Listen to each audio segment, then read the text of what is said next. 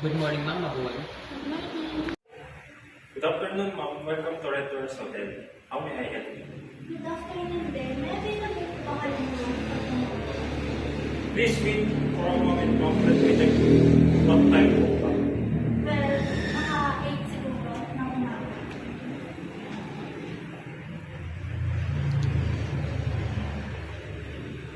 Okay. For 8 a.m., right?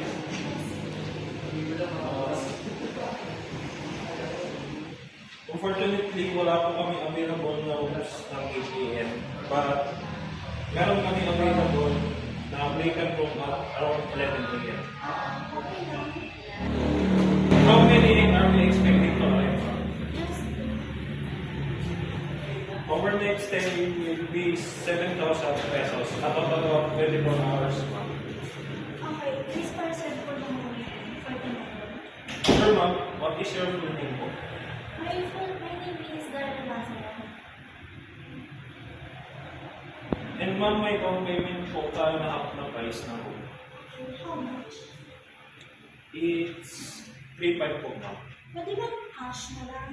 Yes, ma'am.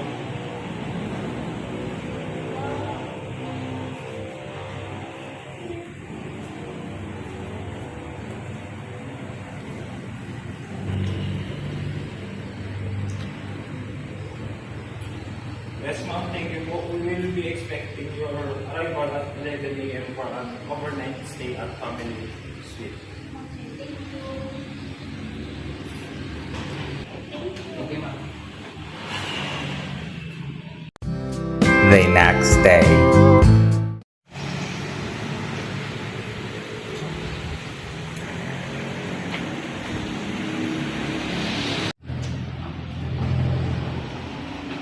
Good morning, ma'am. Mabuhay. Morning. Ma'am, I'm glad you arrived safely. Where's the room? Bali ma'am is, yung room mo po is 301 at the third floor along the hallway. Nasakalan po siya banda, kailangan niyo po po ng tulong sa package po. No, okay na po. Gusto ko na magpahinga.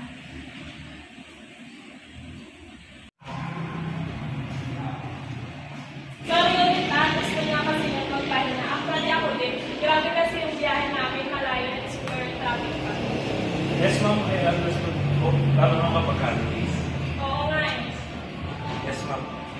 Sige pala, thank you. No problem ma'am, please rest comfortable.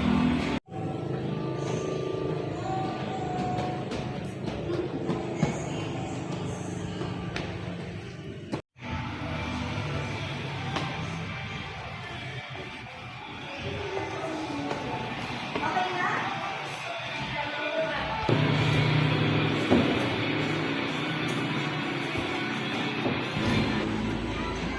Excuse me, ba't nandito kayo? Kami na kasi yung pagkaroon dito. Di ba kayo na-inform ng FO? Ang alam namin, bukas pa yung out namin dito. At ang araw yung ano namin. Ngayon kasi yung na-avail namin room, March 11. Ay, hindi pwede yun. Sara nyo to. Sara nyo to, no? Kasi dito.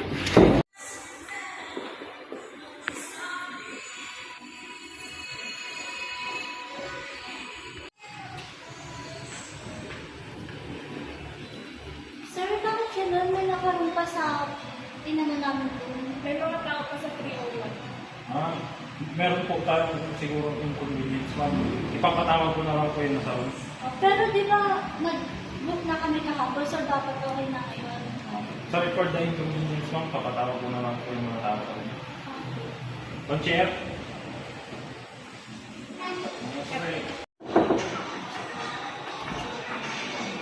Excuse sir. Pinapatawag ko sa office dahil sa problema nangyari kanina.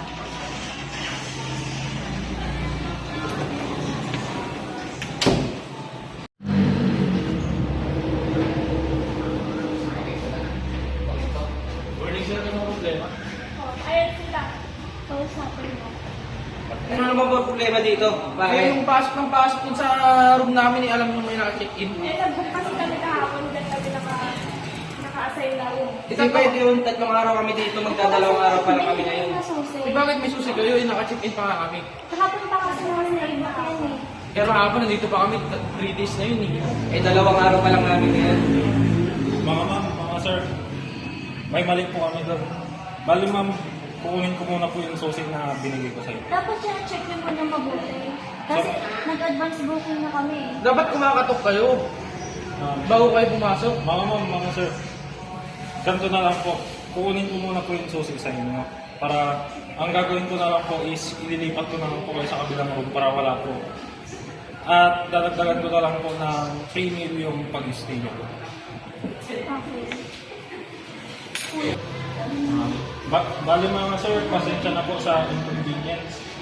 Pwede na po kayong bumalik sa room. Ito po yung susi nyo. I-assist na lang po ulit kayo ng consult.